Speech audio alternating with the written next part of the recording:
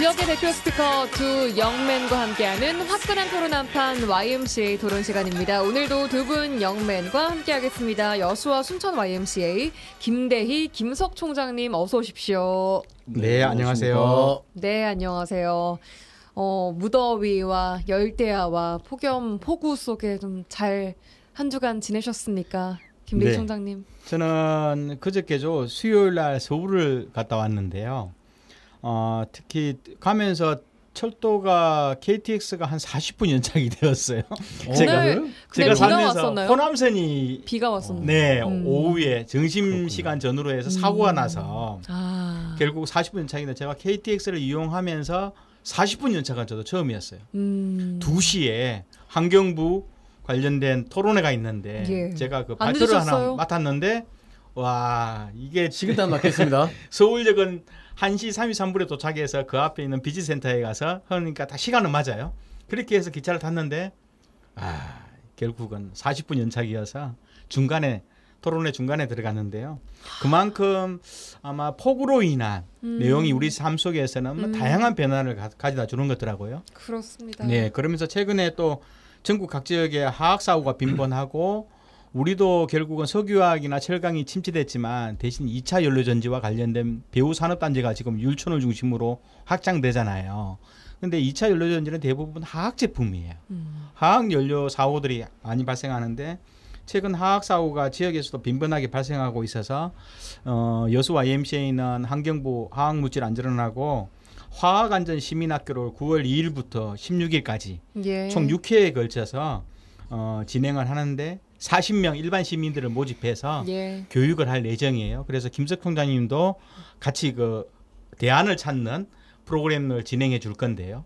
어떻든 이 교육 과정은 화학사고와 관련된 전문가들이 모여서 시민들과 함께 대안과 문제를 찾는 그런 학교인데 이 교육을 수료하면 그 환경부 화학물질안전원장 수료증하고 향후 또 지자체별로 전라남도나 여수, 순천, 광양에 화학물질관리위원회가 있어요. 이 위원회가 형식적으로 흐르는데 여기 민간 전문가들은 못 찾아요. 민간도 한 2-3명이 참여해야 되는데 그래서 이런 교육을 수료하는 사람들 중심으로 이 관리위원회에 가서 화학 정책들을 같이 좀 점검하고 체크하는 그런 전문가를 양성하는 좋습니다. 교육이니까 시간이 있으신 분들은 꼭 화요일, 목요일 오후 2시부터 딱 3시간 동안 진행되거든요. 그래서 이 교육과정 수료하면 뭐 국내외적으로 화학사고가 발생하면 저 문제는 왜 발생했는지 그리고 저건 어떻게 풀어야 되는지 딱 방법을 알 수 있는 그런 전문가 양성 과정이니까 많은 관심을 가져주시면 고맙겠습니다. 네, 문의는 여수 YMCA로 하시면 되겠습니다. 김석 총장님은 금시초문인데라는 표정으로. 아니 제가 그 계획서를 봤는데 아직 확정하지 않았는데 여기서 확정하시려고 이렇게 방송으로 확정이 됐습니다. 네, 방송 중에 섭외를 하고 그러십니까? 대선배님이 오라고 하면 모든 일정을 제치고 가야죠. 하여튼 감사합니다. 인정해 주신 거니까. 네, 김석 총장님은 또 저는 한 주간 워낙 덥잖아요 지금. 정말 이 더위를 어떻게 견디고 가야 되나 지금 저도 지금 이렇게 힘들어 죽겠는데 다른 분들은 어떨까 그런 걱정들이 좀 많이 있고 근데 이제 그런 중에 반가운 소식이 하나 있었던 것은 이제 어제 주안면에 농촌협약 추진위원회라고 하는 게 있어요. 거기 이제 주안 문성마을 주안면에 그 주안 발전 추진위원회 이런 분들이 농촌재생이라고 최근에 이제 작년부터 농촌재생에 대한 이야기들이 농업경제연구원이랄지 농림부 안에서도 조금 구체적으로 제기되고 있죠. 왜냐하면 갈수록 농촌 안에서의 그 생활환경이랄지 생활 인구가 늘어나는 것은 거의 기대하기 어렵고 그리고 그 자체적으로 유지하는 것도 좀 어렵고 그러다 보니 정말 불편한 말, 소멸이라는 말들이 막 같이 붙어 다니잖아요. 이 문제를 어떻게 해결해볼까라고 하는 것 중에 전국에 8개 선도 지역이 있습니다. 그 중에 이제 한 곳이 순천시 주안면 농촌협약 추진위원회인데 이곳에서 이제 농촌경제연구원, 순천대학교, 전남 도립대학교 박사들 교수들 모여가지고 어떻게 하면 주안면을 좀 더 느슨한 네트워크에서 강력한 실행 조직으로 만들어서 실제 농촌 재생에 중요한 공간을 만들어 볼까라고 하는 리빙랩, 그러니까 실험을 지금 진행하는 과정에 참여할 수 있게 됐고요. 또 그 참여하면서 이러저러한 좀 의견을 좀 드릴 수 있었고 또 하나는 이 비슷하게 선도 지역인 남양면, 그러니까 충남 남양면일 거예요. 그 무슨 군인지는 모르겠는데 하여튼 남양면에서도 오셔가지고 같이 서로 간에 교류도 하고 그런 자리에 참 오랜만에 주민자치 마을 공동체의 성과 또는 기대, 미래 이런 것들을 좀 볼 수 있는 그런 좀 기회를 가졌습니다. 예, 알겠습니다. 자, 오늘 주제도 사실 두 분께서 말씀 잠깐 언급하셨던 기후 얘기를 좀 해보겠습니다. 한낮에는 폭염, 또 밤에는 열대야가 이어지고 괴물폭우, 극한호우라고 부르는 비가 쏟아져서 기온은 이런 비가 와도 기온은 식지 않고 또 오히려 찜통더위로 힘든 시기를 보내고 있습니다. 그야말로 기후 위기를 우리 몸으로 체감하고 있는데요. 기후 변화, 기후 위기가요. 가난하고 취약한 사람들이 가장 먼저 고통을 받고 또 큰 피해를 입는다고 합니다. 이걸 기후 불균형, 기후 격차라고도 부르는데 기후 위기 시대 우리는 기후 격차를 어떻게 대하고 있는가 이런 이야기 좀 해볼까 합니다. 폭염의 7월 열대야 일수가 서울은 117년 만에 또 제주 서귀포도 기상 관측 이래 최다 기록을 세우고 있는데요. 여수 거문도가요. 밤에 29도까지 오르는 전국에서 가장 높은 열대야 일수로 열대야 그 온도로 기록된 날도 있을 만큼 우리 지역도 예외는 아닙니다. 기후 위기 점점 더 심각해지고 있다라고 좀 체감하십니까, 두 분? 김대희 총장님. 네네, 충분히 체감을 하고요. 그리고 폭염 일수뿐만 아니라 여러 가지 자연 생태계의 변화들을 볼 수 있는데 특히 이제 보통 우리가 200~300년 단위의 강우 관측 기록 자체가 뭐 무색할 정도로 기본적으로 좀 어려운 상황인데 특히 자연 생태계는 저도 이제 농사를 지어 보니까 알잖아요. 기존의 상식을 가지고 특히 이제 여름 작물들은 현실적으로 불가능한 세상이 좀 되어버렸어요. 그래서 우리가 필리핀이나 대만 정도에서는 아열대적 작물들을 중심으로 농사를 재편해야 되지 않을 정도로 좀 고민을 하고요. 수산 쪽도 아마 그런 것 같아요. 그래서 예. 일반적인 폭우나 태풍, 뭐 기온의 변화뿐만 아니라 자연 생태계의 변화 속에서 농작물이나 수산업의 변화까지도 충분히 우리가 느껴보는 예. 그런 시간을 보내고 있습니다. 그래요. 김석 총장님 한 30년 전쯤하고 지금하고 차이가 좀 확 느껴지십니까? 30년 전에요? 네. 죄송해요. 갑자기 이런 질문 너무 드려서. 멀리 가셨는데 저는 혹은 뭐 10년 전이라도. 당장 뭐 한 5, 6년 전 또는 가깝게 작년하고도 좀 다른 것 같고 올해 그래도 가장 많이 나오는 뉴스 보도를 통해서 이 여름에 가장 많이 나오는 극단적 폭염 그다음에 말 그대로 그 온열 환자의 급증. 그러니까 뭐냐면 온열 환자가 증가됐다, 온열 환자가 발생됐다라고 하는 것이 때로는 우리 살고 있는 사회에서 그냥 그 자체가 뉴스였는데 예. 그것이 급증하고 있고 사망자도 늘어나고 있다라고 하는 것들이 그대로 이 지표와 지수로 반영되는 것 같고 또한 우리가 살고 있는 생활 현장에서 여수도 마찬가지지만 순천도 건널목에 그늘막을 형성하고 건널목을 건너는 그 짧은 시간에 우리에게 비추는 그 떼약볕도 굉장히 견디기 힘든 과정이기다 보니까 정책이나 어떤 민원 서비스에 대한 구조도 그렇게 방향으로 바뀌어가고 있고 또 최근에는 건널목 앞에 가장 많이 건널목 앞에 있는 곳들에는 또 생수를 가져갈 수 얼음 생수를 가져갈 수 있도록 환경을 만들어주고 있는 것도 같고 그러니까 네. 곳곳에서 기후 자체도 굉장히 극단적으로 변하고 있지만 생활 안에서의 그 극단적 그 기후 변화에 대응하는 지방자치단체도 상당 부분 정책이 좀 변화되고 있는 것으로 봐서 기후 위기가 우리에게 아주 그냥 가까운 곳에 아주 그러니까 작년 올해 다를 정도의 변화를 심각하게 온몸으로 느끼고 있다 이렇게 좀 말씀드릴 수 있을 것 같습니다. 그러니까 제가 이제 30년 전 물어본 그렇죠. 이유는 이제 저는 제가 30년 전에 제가 태어나지 않아서 근데 실제로 예. 그때는 제가 이제 태어나던 시대 아닙니까? 강무동에 YMCA 해관이 있었는데 그러니까 그때 저희가 어땠는지. 에어컨이 없이 생활했거든요. 그래요. 여름에도 네. 한여름에도 강무동 YMCA 해관에는 악기 스포츠단이 한 100명 정도. 예. 그러니까 5세에서 7세 아이들이 막 100명 정도 예, 있으면서 2, 3층을 다녔는데 그때 당시에는 에어컨이 없던 시기였어요. 그러면서 아마 우리도 사무실에도 에어컨이 없으면서 생활했던 시기니까 극단적 기후 변화가 없었던 시기였다고 봐야 돼요. 그러니까요. 덥기는 더운데 예. 그래 나 왜 당시에 옛날 사람들은 에어컨 없이 살았을까? 지금은 하루에 잠잘 때 저도 에어컨 틀거든요. 24시간 가동을 예, 해야지만 24시간 가동을 이게 해야 생활이 되는데 가능하잖아요. 아 우리가 그때 어떻게 살았을까? 뭐 그건 뭐냐하면 뭐 38도, 39도 된 극단적인 고온이 없었다는 걸 의미할 수 있고요. 당시로는 아마 전체적인 자연환경이나 내용이 예측 가능한 영역에서 대체적으로 되게 이 폭염 기간이 짧았기 때문에 그렇죠. 그 기간을 피하기 위해서 피서라 그랬죠 그때는. 그러죠.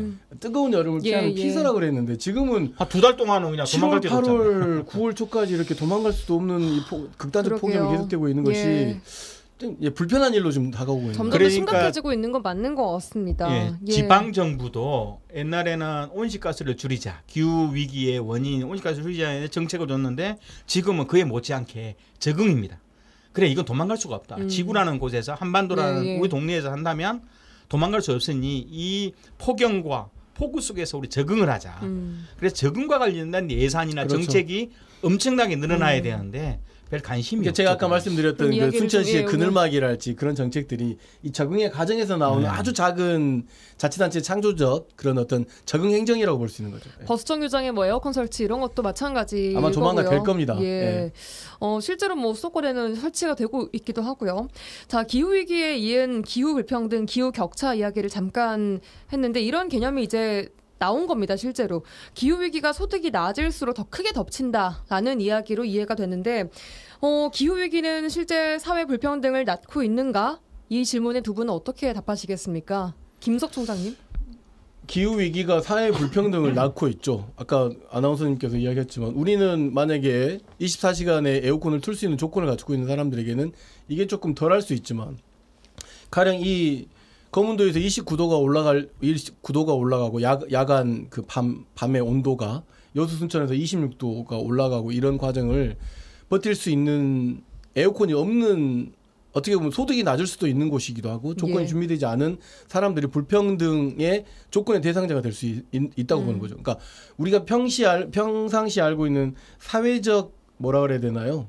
사회적 약자와는 좀 다른 개념이죠. 사회적 약자와는 다른 개념에서 기후 이 위기와 재난에 취약한 지역이 지금 현재 나타나고 있는 것 같고 취약한 지역으로? 지역도 그렇고 그다음에 계층도 그렇고 어떤 사람도 그렇고 그러다 보니 그동안 우리가 그 규정지어왔던 사회적 약자 지원 정책도 특별한 7, 8, 9월 정도에서는 기후재난 지역 기후 재난의 어떤 불평등 이런 부분에 대한 복지 체계랄지 지원 체계랄지 행정도 상당히 많은 부분에서의 기준을 좀 바꿔야 될 정도로 우리가 지금 놓여 있는 이 극단적 폭염과 열대야뿐만 아니라 뭐 이렇게 그 경험하지 못한 어떤 장대비 같은 것들을 극복하기 위한 준비가 한 번도 안 해본 경험이잖아요.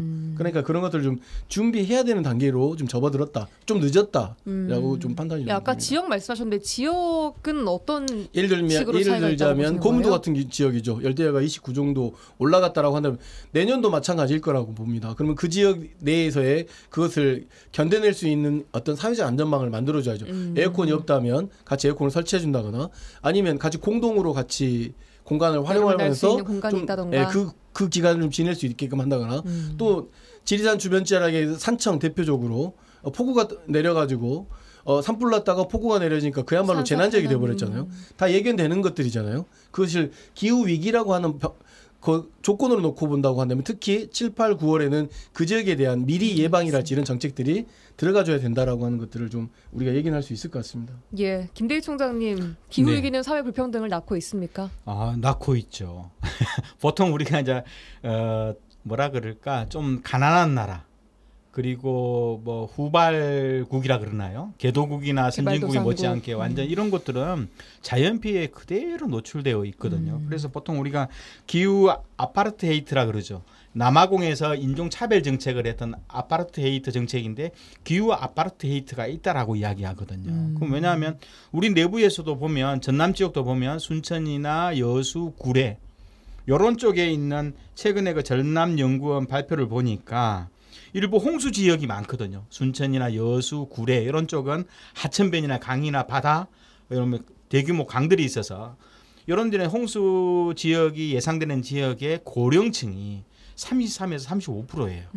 그러면 밤에 잠을 자다가 홍수가 밀려오거나 예상하지 않았던 대규모 자연재해가 발생되면 고령층은 노인들은 도망갈 수가 없잖아요.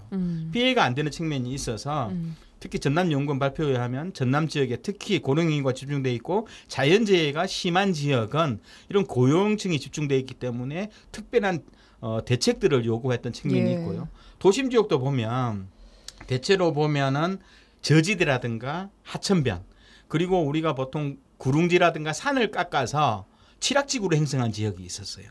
보통 이런 데는 산사태 위험이 강하잖아요. 예. 여기에 대해서 사실 무방비거든요. 자연재해 영역이. 왜냐하면 200년에 한 번씩 와야 될 비가 아니라 요즘은 거의 뭐 10년에 한 번 하루아침에 이런 것들 비일비재하게 일어나니까 아예 그쪽은 사람이 못 살게 하면서 새로운 거주지를 준다거나 아니면 앞으로 도시계획에 있어서 그런 지역은 아직 도시계획 인허가에서 제외된 지역으로 간다거나 이렇게 만드는 정책들이 필요한데 예. 대체적으로 우리가 좀 잘 사는 부유층 예. 보통 도심에 아파트 있는 사람들은요 재해를 예방하거나 아니면 도심 인프라가 집중적으로 예산이 들어가서 막잖아요. 도심 내에서 침수만 1시간만 일어나도 시장님과 그리고 시의원들은 잠을 안 자고 나오거든요. 근데 저 농촌 마을이나 어촌 마을은 그냥 지나가다가 가는 거예요. 표가 안 되거든요. 표가 안 되니까. 바로 이것도 저소득층과 또 취약계층이 사는 지역과 아니면 좀 더 경제적으로 여유 있는 층이 사는 도심 마을과 이런 기후 위기 대응과 아니면 자연재해로부터 뭐 대응하는 이런 관심과 예산이 근본적으로 차이가 있을 수밖에 없는 예. 구조로 좀 우리가 진행되고 있는 거죠. 최근에 이제 뭐 몇 개 단체들에서는 지방자치단체에서는 관련된 조례가 만들어지기도 해요. 예. 아까 지역도에 노후주택 지역도 굉장히 불평등 지역이 될 수 있는 거고 그다음에 특히나 에너지 불평등이 심각해지는 거죠. 저소득층에서는 에어컨을 많이 사용하다 보면 거기에 따른 급등하는 이 에너지 그 전기 요금이 굉장히 비용도. 높아지다 보니까 그러니까 이런 비용들을 일단 정부 차원에서 일정 부분 고민이 좀 필요한 것 같고 그다음에 도시와 다르고 농촌이 다르다고 하는 김대희 총장님께서 이야기했지만 농촌 안에서도 굉장히 농촌은 정말 심각한 그 이 기후 위기의 불평등 지역이 돼버렸어요. 농작물에 대한 피해, 그 다음에 이러저러한 환경의 변화, 그리고 노후 주택이 질비한 가운데서 이런저러한 그 에너지 사용에 있어도 굉장히 예. 큰 피해를 받을 수 있기 때문에 예. 여기에 대한 좀 대응이 필요한 정책들이 좀 나와야 될 것 같습니다. 예, 뭐 취약계층부터 농촌 지역별로 이 피해 정도 차이 이런 것들까지 짚어주셨습니다. 이 노력들이 필요하다라고 얘기했는데 민관 전체적으로 좀 점수는 어떻게 매기시겠습니까? 잘 하고 있는가에 대해서는? 제가 보기에는 전라남도나 순천, 여수시가 이렇게 기후 불평등이나 기후와 관련된 격차들을 해소하기 위한 행정 정책을 봤을 때는 저는 50점이 안 된다고 봐요. 보통 우리가 이렇게 한여름이나 폭우나 한겨울에 폭설이 나올 때 의례적으로 지방자치단체장들은 뭐 취약계층, 취약지역, 하천 주변, 상습 침수지구, 뭐 아니면 이제 폭설이 일어나면 우리가 보통 이제 여수처럼 산이 많은 지역들, 이런 고지대가 올라가는 도로에서 뭐 제설 작업 이게 언론상에 있어서 중점을 두고 대책을 해야 된다고 공무원한테 지시는 하잖아요. 그리고 한번 딱 의례적으로 한번 둘러보고 이게 아니라 관련된 예산이나 그리고 관련된 공무원의 실과소의 인력 배치라든가 그리고 이런 것들을 촘촘하게 봐야 되는데 말만 있지 예산 변동은 오히려 줄어들어요.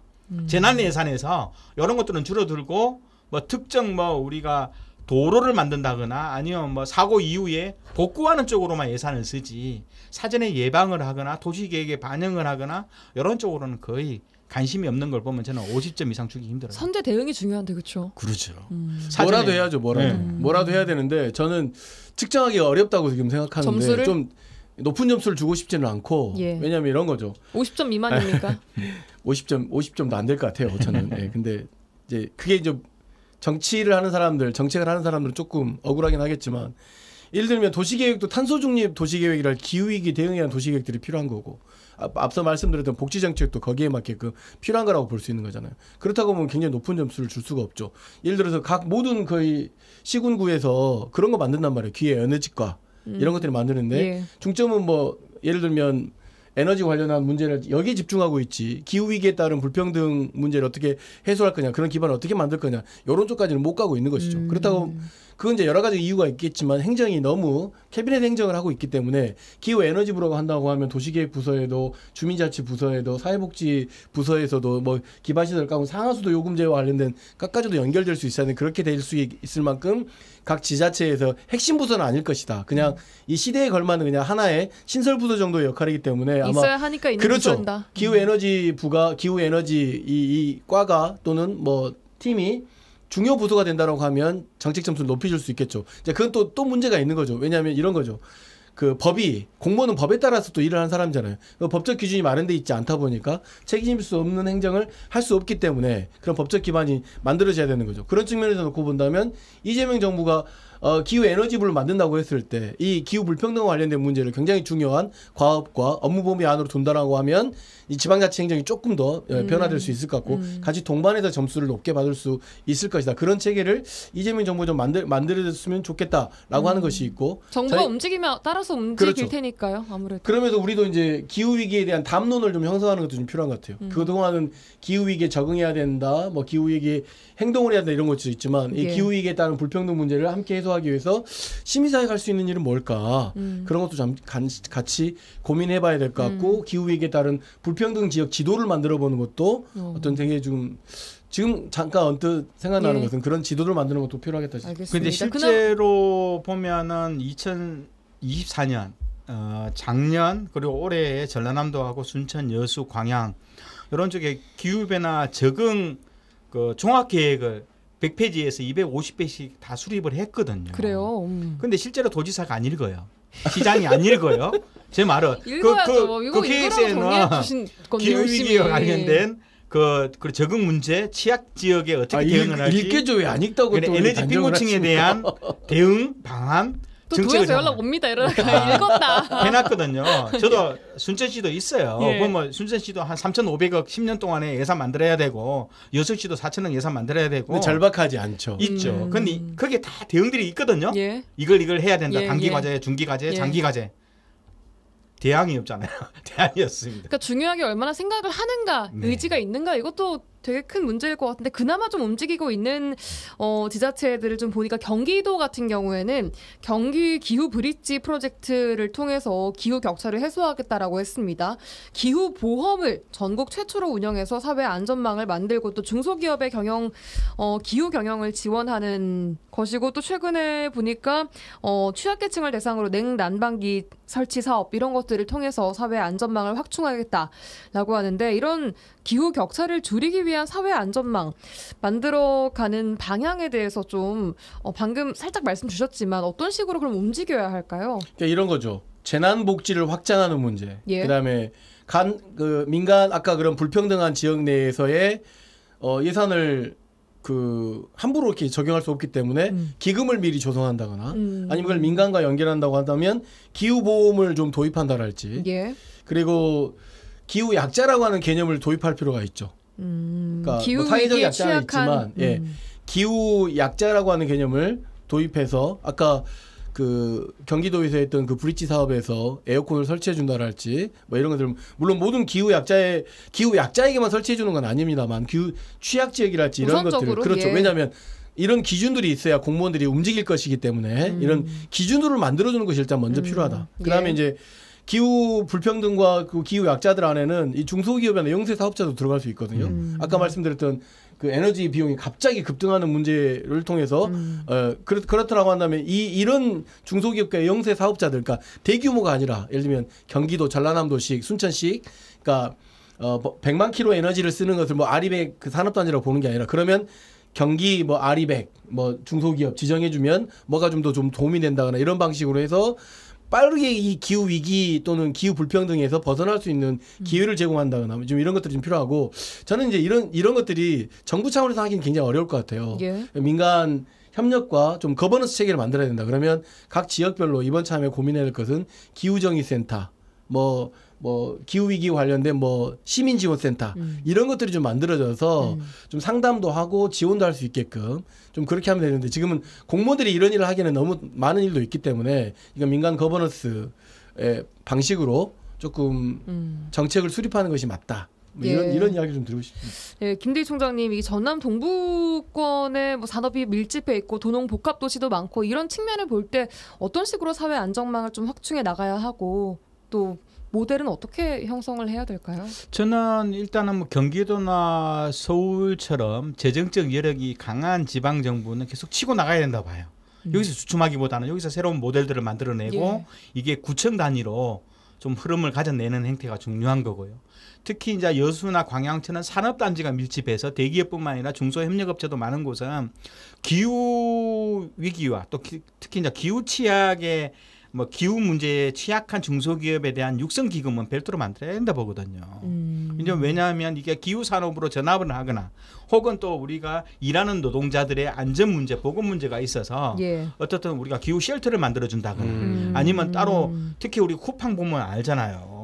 실내 창고가 35도까지 됨에도 불구하고 냉장고 하나 없는 흐름들 보면서 대규모 특정 산업에 존재하는 노동자들, 특히 우리는 야외에서 일하는 프랜트 노동자들이 굉장히 많잖아요. 특수 노동자들이. 이런 분들은 한여름에 차라리 2시간, 3시간씩 월급에 지장이 없으면서 폭염 때는 쉬게 만들어주는 과정. 이런 과정들을 위해서는 좀 재정이나 재원들을 지방정부가 별도로 좀 고민을 해봐야 되지 않냐 하는 느낌이 있고요. 예. 특히 이제 앞으로 기후 우리가 테크 산업이라고 기후와 관련된 기술 연구 개발 사업들 중심으로 중소기업이 좀 더 고민을 해볼 수 있는 그건 에너지와 관련 사업도 될 수 있고요. 그러면서 다양한 영역 속에서 좀 촘촘하게 해봐야 되는데 저는 지자체의 공무원 능력만 가지고는 안 된다. 여기가 바로 민간사나 거버넌스 체계를 만드는 논의의 틀, 실전의 틀, 평가의 틀을 만드는 거버넌스 체계들을 기구를 만들어서 같이 공동 점검하고 예산의 범위 안에서 혹은 또 지금은 올해는 예산의 범위 아니고요. 예. 그러면 내년도에는 어떤 예산을 집중적으로 해서 기후 취약한 계층이나 기후에 취약한 중소기업에 어떤 식의 지원을 해줘야 될지를 정책을 만들어 나가고 또 1년 뒤에는 평가를 같이 해보고 피드백을 해보는 이런 좀 민간사나 거버넌스 체제가 굉장히 필요한 시기가 아닌가 생각을 합니다. 저는 이제 시가 복지 정책 취준다 한다고 하면 7, 8, 9월에는 뭐 예를 들어 기후복지 안전망을 좀 더 구축하는 데 집중한다거나 그다음에 아까 방금 말씀하신 것처럼 재원이 굉장히 좀 부족할 수 있기 때문에 정부 지원을 기다리기 어렵다고 한다면 산업과 지자체가 공동으로 함께 할 수 있는 기후와 관련된 정의로운 전환을 위한 뭐 기금을 좀 형성한다거나 이런 게 필요할 것 같고 제가 앞서 이제 말씀했던 것처럼 어떤 이 기후 행정이라고 하는 것이 시도 경험해 보지 못한 일일 테니 그러면 수기와 공동 과정이 필요하지 않겠냐? 그러면 이런 기후정의 시민행정 플랫폼 또는 뭐 지원센터 이런 것들을 기존의 방식이 아니라 조금 새로운 방식으로 만들기 위한 전남 동부권만의 노력이 좀 필요할 것 같다 싶습니다. 예, 알겠습니다. 자, 오늘 두 분과 함께 기후 위기 시대에 우리가 어떻게 기후 격차를 좀 대하고 있는가, 또 어떻게 해결해 나가야 하나, 사회 안전망은 어떻게 만들어 나가야 할지에 대한 이야기 전반적으로 해봤습니다. 자, 두 분 또 한 주간 더위 조심하시고요. 또 다음 주에 뵙겠습니다. 여수와 순천 YMCA 김대희, 김석 총장 두 분과 함께했습니다. 고맙습니다. 네, 감사합니다. 네, 감사합니다.